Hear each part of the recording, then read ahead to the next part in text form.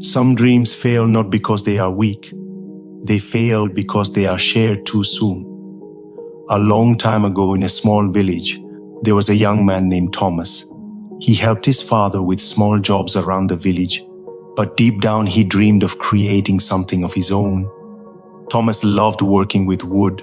He spent hours shaping it, carving small designs, and making things people could use. Villagers often noticed his careful hands and patience. Sometimes he would tell people, "One day I want to build a chair so beautiful that everyone will notice it."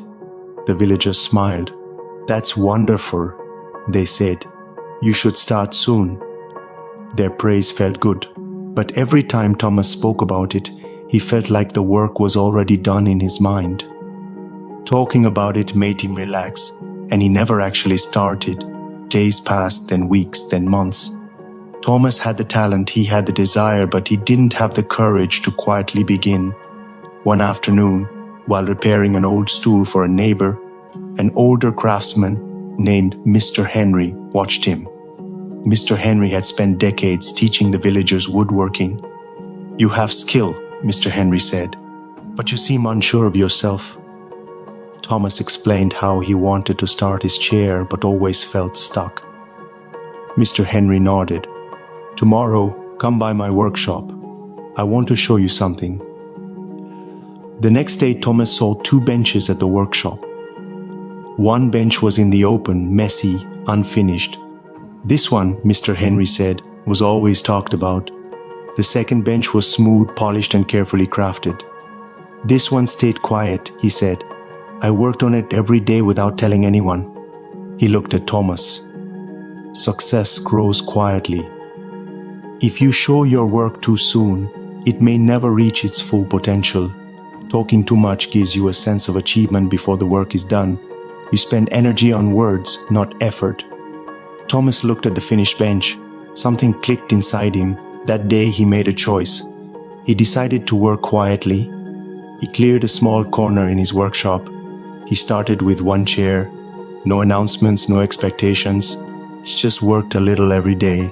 Some designs failed, some pieces broke, but Thomas stayed patient. He fixed mistakes he learned, and slowly the chair began to take shape. Months later, the chair was finished. It was strong, smooth, and perfect. Neighbors noticed and admired his work.